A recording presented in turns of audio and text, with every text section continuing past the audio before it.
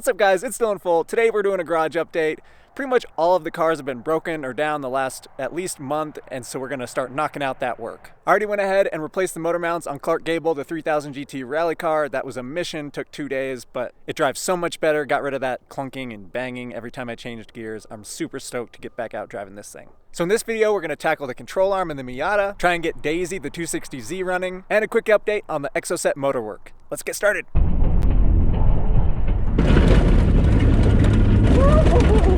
If you missed the video of us testing it out at IMI, make sure and go watch that because it was freaking awesome. But spoiler alert, we broke it. When it's fully jacked up like this, you can really see the suspension travel. You can also see where I messed up and didn't cut the new fender enough, and we smashed all this. Quick fun story about the car. The guy that had it before me is a super cool guy, and I don't know the full story, but somehow it got sent into a pole the first day he had it. And if you remember, like, this fender was all beat up and this upper control arm was destroyed. So he fabbed up this one right here, and it's so funny. His held up, but the actual Paco kit did not. But anyway, I know nothing about making these types of kits. I'm probably sending it a little bit harder than they were designed for. So this angle, you can see what happened. This separated, so we'll just cut that off.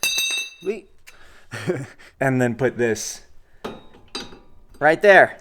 I also took no note of the alignment because honestly, I don't think it stays no matter what when you're jumping 70 feet through the air. When we were in Moab, we rock crawled a little more than I wanted to with the thing, and everything was fine except for this bolt is not supposed to be a U shape. It is supposed to be a bolt shape.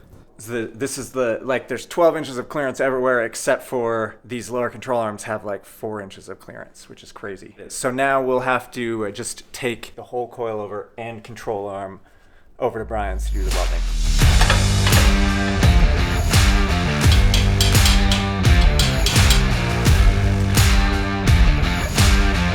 We got it. That was a little bit more of a mission than I thought it would be. A couple hours. Next stop, Brian's shop. But first, an update on the Exocet. We had an okay track season. We realized the top speed and acceleration isn't quite as great as we were hoping. So my dad has gone ahead and added headers, cams, and then we'll do a skunk manifold, intake manifold here in a bit.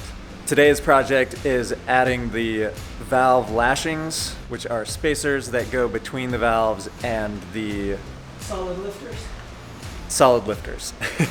Unfortunately, the factory was out of the correct size, so we had to send them off to be ground down to the right size, and then they messed it up, so we can only do half of them. So these are the little spacers, and they have to be exact right measurements. So the valve clearance is proper.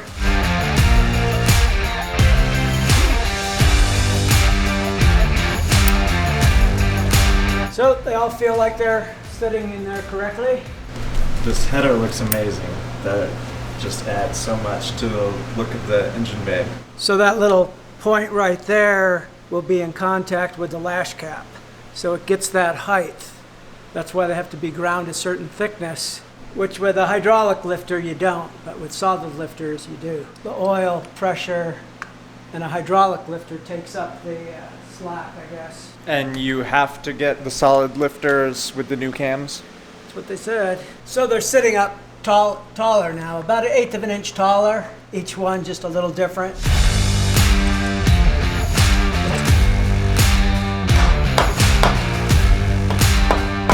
All right, back to the off-roadster Miata. Here at Brian's house, we are about to cut off the old broken piece and then weld on the new pieces. See how it goes. We'll see how it goes.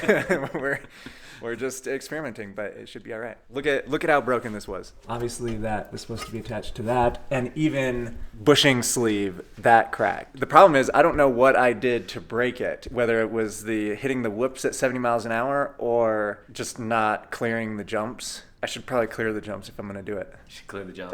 Good choice. It's just scary.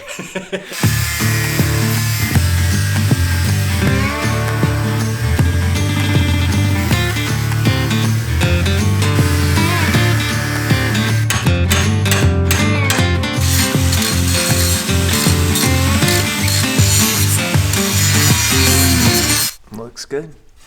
Yeah, it's just too thin. Yeah.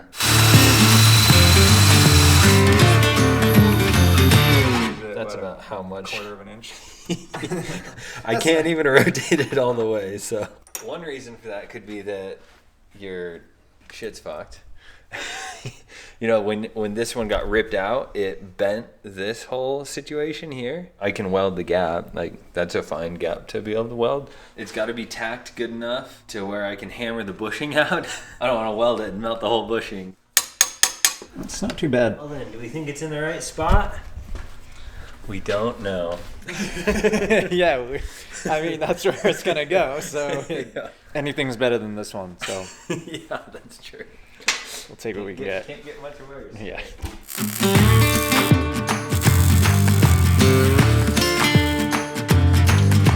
Fixed. Ish. That should be the name of something. Fixed-ish. Maybe I'll make a shirt that says that. Fixed-ish. I like it. If you want a fixed-ish shirt, let me know down in the comments and I'll design it up and make it. All right, we got it done. Huge thanks to Brian for the welding help, and let's get it on the car. Today is the big day. We are trying to get Fairlady Daisy to run. If you missed the last episode, we drove 8 hours to Utah to pick up what turns out to be a 260Z. The guy I bought it from said it was a 75 280, but according to the plaque in the engine, it's the 2.6 liter, which means it's the 1 year, 1974, that they made the 260Z. Basically, we have no idea when it was last worked on. The spark plug wires and some rubber in the motor is pretty new, but also pretty dusty. So of course we're gonna drain the gas, and then the battery wouldn't take a charge, so we'll put a new battery on it, and fingers crossed, get this thing cranking over. I'm so excited. This is gonna be awesome. So the gas tank drain is right in the middle. It's actually so low to the ground that we gotta jack it up to even get access to it. A little bit of dirt in the exhaust pipe. I'm not sure how that got there. At least it's easy enough to drain it. It's definitely delirious. When I made that last video, we drove for like 18 hours straight, basically. So basically the story was, the guy that was restoring this stopped paying his storage bill, and we all know from Storage Wars, as soon as you do that, it becomes the property of the guy that owns the storage place. And that guy apparently didn't care, didn't know what it was, and was just like, get rid of it. So one of his employees threw it up on Facebook for $2,000, and we got lucky. The thing is in really great shape. We're missing odds and ends here and there, but I think we're gonna get really lucky. It's gonna start up today. I'm super pumped. Everything looks good underneath. It's all undercoated. We got a straight pipe exhaust. Oh boy. We will have to do the disc brake swap at some point. So now the goal is to take out the spark plugs and add a little bit of oil to each cylinder to hopefully lubricate the rings a little bit. This plug looks normal. The oil looked new, so that's nice. The guy that we got it from said it would crank but not start. Fingers crossed it was just the bad gas. Honestly, we never seem to get that lucky. We can hope. We borrowed the battery from Clark Gable, the 3000 GT rally car. He won't mind. And we'll try and fire up Daisy. Crank it? Yep. Okay. Ooh. Fuel pump works. It's not doing anything. Yeah, she definitely cranks over.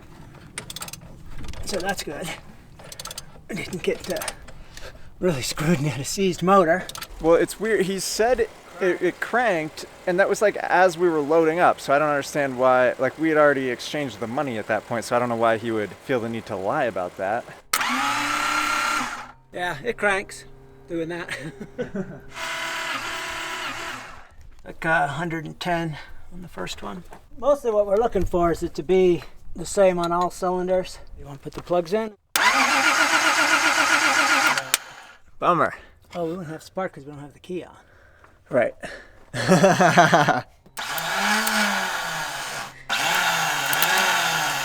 Well, there's why you don't jump your thing, but I needed a new starter anyway, so. Right. All right, we got a new starter from Napa. It took a couple hours to get it from the warehouse, but it's in.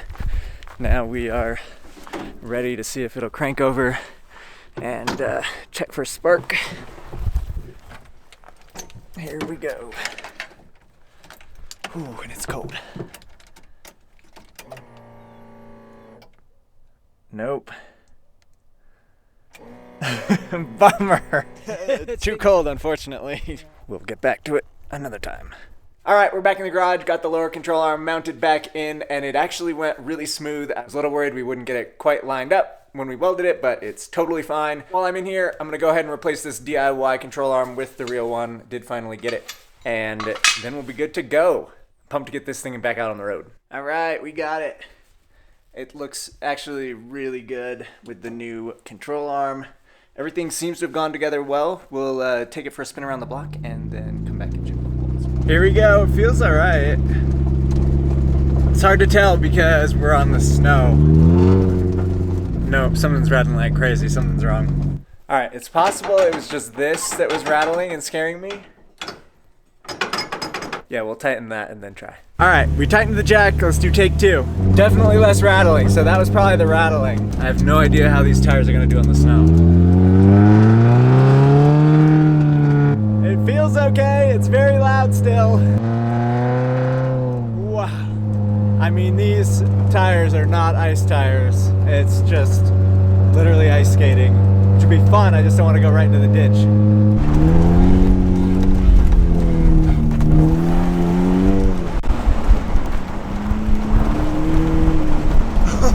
All right, I need to chill. I wasn't even trying anything and I went in both sides of the ditches. It is so slippery, but luckily we could just power right out. That was gnarly. Mud terrains are not snow terrains, it turns out.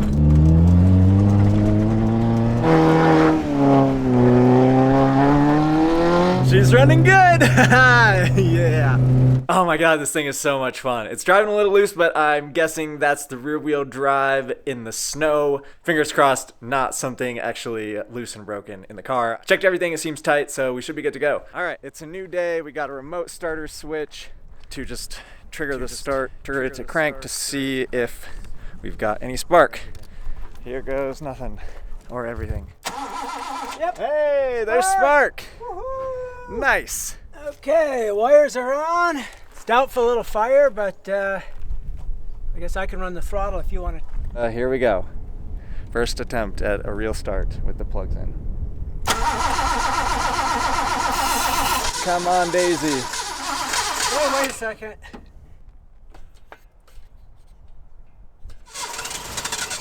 Oh, we're almost.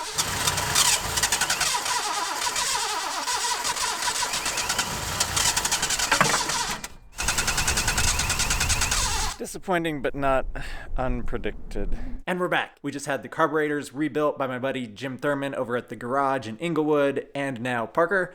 Huge shout out to him for doing that. So I'm gonna throw them on there, and fingers crossed we'll get it to start this time. All right, we got the carbs back in there. It's time for the final step, which is to add some ATF to the top of these carburetors.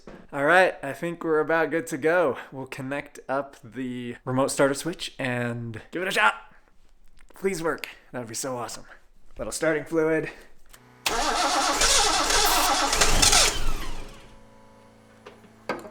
So close.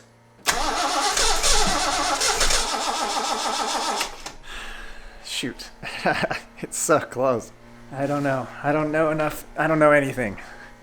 I wish I did. Just seems like it's almost there. And I don't know what I did, but I'm bleeding all over the place. Nothing hurts.